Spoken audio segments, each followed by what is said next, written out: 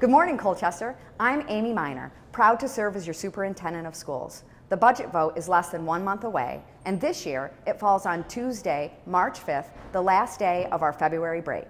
Over the next couple of weeks, we will be sharing information with our community about our schools, enrollment, class size, the proposed budget, and how all of it impacts the students and taxpayers of Colchester.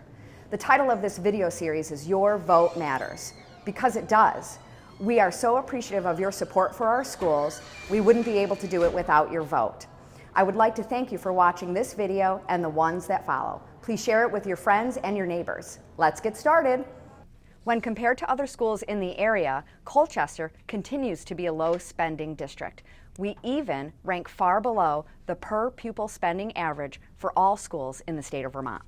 When making decisions about adding items to the budget, the administrators and school board go through a comprehensive process to weigh the cost-benefit. We strive to provide the best education to our students while also exercising fiscal responsibility to our taxpayers.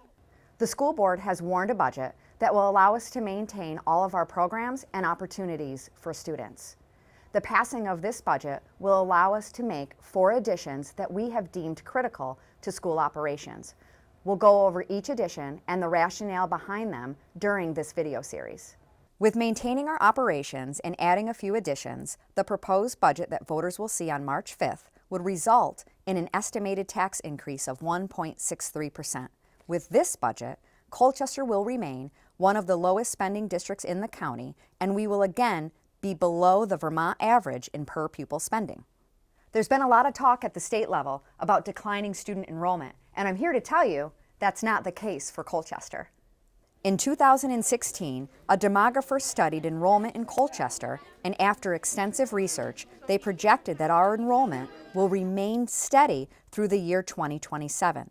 In fact, our current enrollment of 2,106 students is actually higher than the demographer had projected. So how do we decide how many teachers and how many students should be in each classroom? Vermont has something that's called the Education Quality Standards, which ensure that all students in public schools are afforded opportunities that are substantially equal in quality. These standards specify that classes in kindergarten through grade 3 shall have no more than 20 students per teacher. And in grades 4 through 12, the standards state that classes shall have no more than 24 students per teacher. As a district, we aim to right-size each of our classes to ensure that they are in alignment with the education quality standards. We even look at student performance data. When we reviewed the class size of current classes in our core areas in grades 7 and 8, for this year, we have classes of 26, 27, and even 28 students. That's just too many. As any parent of a middle schooler will tell you, these years are already challenging for most students. They are transitioning away from elementary school and being introduced to new and more rigorous classes, not to mention the significant developmental changes happening. Next year's 7th grade class is even bigger than the current. Having classes of almost 30 students will inhibit teachers from providing direct instruction and feedback to individual students.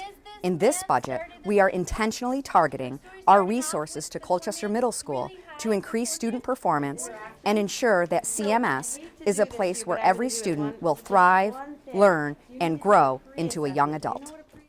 Which brings us to the first addition in the proposed budget that is up for public vote. Approval of this budget will allow us to hire 2 middle school teachers specifically for grades 7 and grades 8.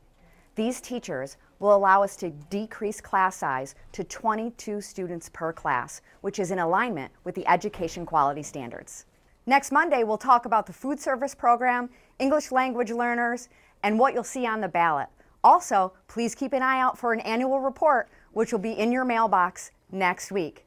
If you haven't already, please remember to vote early at the town office, or we'll see you on Tuesday, March 5th at Colchester High School, because your vote